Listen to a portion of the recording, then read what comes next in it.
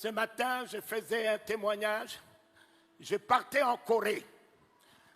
Le DC-10 dans lequel on était crachait. Le pilote a perdu le contrôle.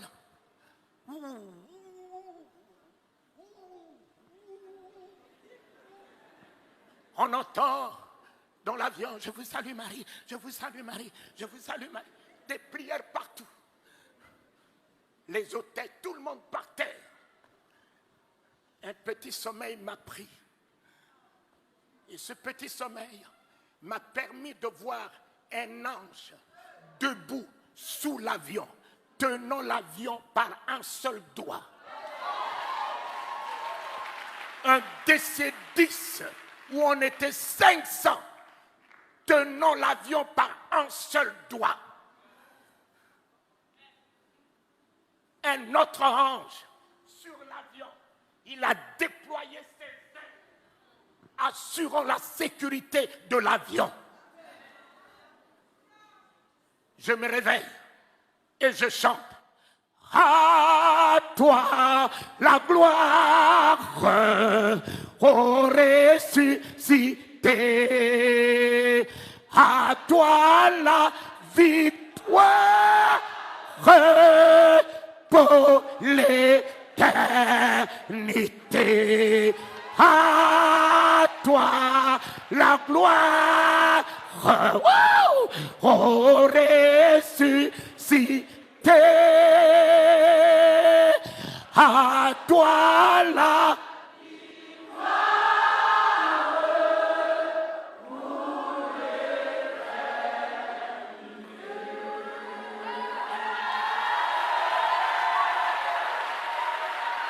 Mes bien-aimés, le commandant de bord m'a cherché.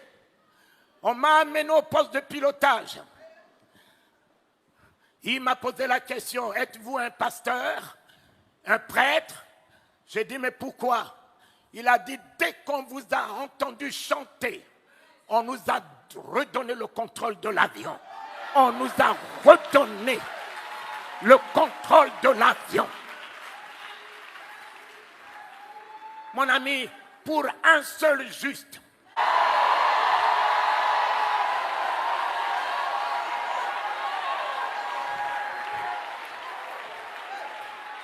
tu es le seul juste dans ta famille. Dieu gardera ta famille à cause de toi. Dieu préservera ton foyer à cause de toi. Dieu préservera tes entreprises à cause de toi. Soit la grâce de ta famille, soit le salut de ta famille, soit la victoire de ta famille, soit la bénédiction de ta famille, soit la bénédiction des nations. Oh Éternel, pour un seul juste, on était 500 dans ce DC-10. Et ils m'ont retenu par peur dans la cabine.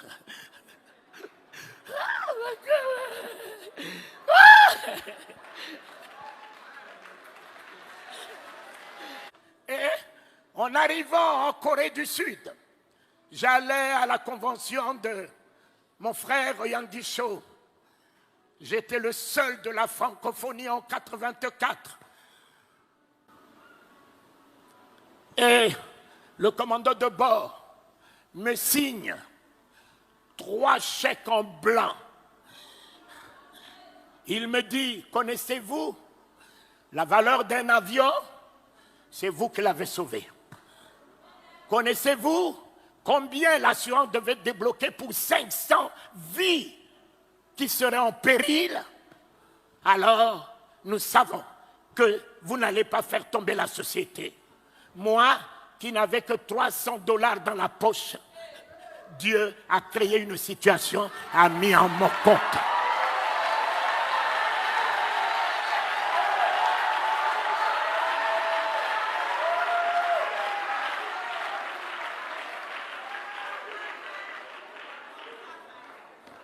Dieu a créé une situations, il fait concourir toutes choses à notre bien. La seule chose que vous devez réaliser ce matin, ne craignez rien. Ne craignez rien. Ne craignez rien. Ils sont tous des riens. Papa, le sida est rien. Le cancer est rien. L'hypertension est rien. Satan est rien. Les ennemis, rien.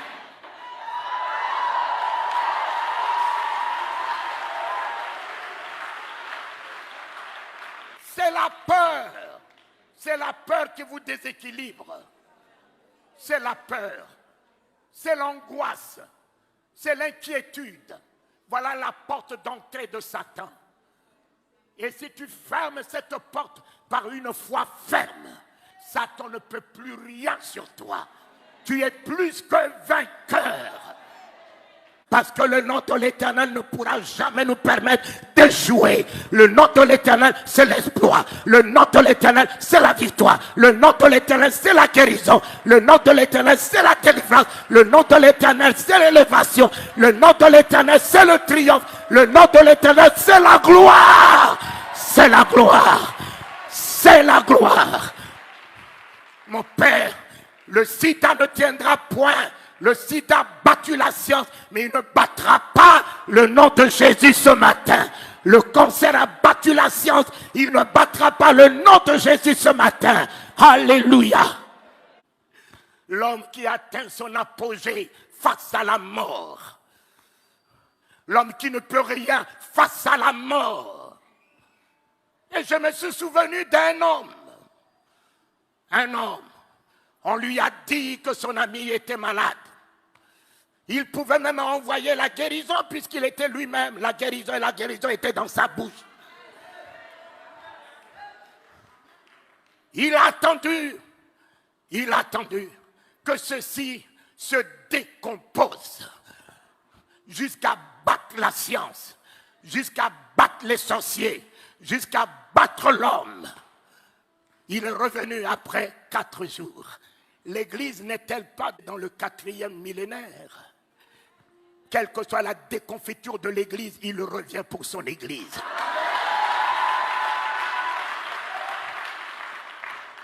Le 4e jour s'annonce. L'Église ne sera pas ravie dans cette déconfiture. L'Église sera ravie dans la gloire, dans l'autorité, dans la puissance. Lorsque l'Église revêtira toute son autorité capable de changer les événements, de changer les circonstances, d'appeler à l'existence ce qui n'existe pas, de faire fléchir les genoux des sorciers, des augures, des magiciens, relever les défis des maladies incurables, alors c'est à ce moment qu'il reviendra chercher l'Église pour que l'Église laisse un trou dans le monde. Il vous a donné le pouvoir de marcher sur le serpent, sur le scorpion. Il vous a donné l'autorité de son nom. Il vous a donné la puissance du Saint-Esprit. Il est en vous, il est avec vous. Ce n'est plus lui. C'est à vous de vous lever et dire, nous relevons le défi. Nous changeons les événements. Nous changeons les circonstances. C'est ce que Dieu attend de l'Église. L'Église n'est pas un bâtiment, c'est bien toi. Dieu parle avec ta bouche. Dieu guérit avec tes mains. Dieu sauve avec toi. Alléluia!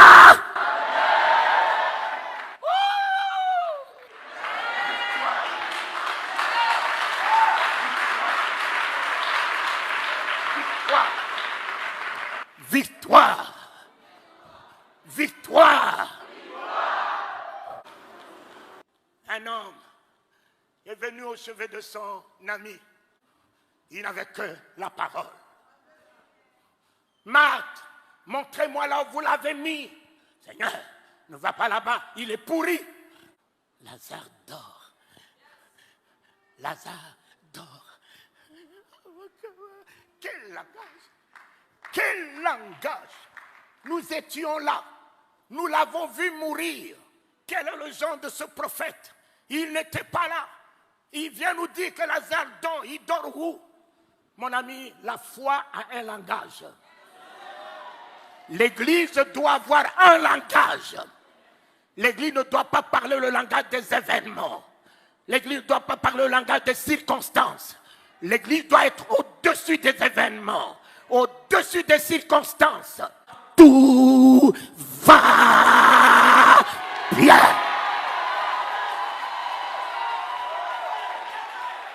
Mon fils, l'Éternel est notre victoire, papa. David l'a engagé. Il a pris la tête de Goliath même avant que la pierre puisse partir. Il avait déjà gagné le combat. L'Éternel me donnera la tête de cet incirconcis.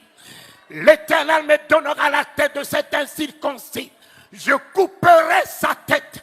Il n'avait pas d'épée. Il a pris l'épée de l'ennemi lui-même pour lui couper sa tête. Soyez heureux, peuple de Dieu. Même si vous pensez qu'un jour, vous avez alors jeté la Bible, où est l'Éternel? Où est l'Éternel? Mon ami, il est à l'œuvre. Il est à l'œuvre. L'Éternel aujourd'hui est à l'œuvre. Réjouissez-vous. Même si les choses se décomposent, il le récupérera. Même si ta situation se décompose, ne t'en fais pas, garde que la foi. Il récupérera la situation. Il transformera la situation en ta faveur. Mais aujourd'hui, tu peux me parler de Jésus comment? Toi là, tu n'as que des versets. Tu n'as que la Bible déclare. La Bible déclare, mais Jésus n'est pas la Bible. Jésus est la parole de Dieu.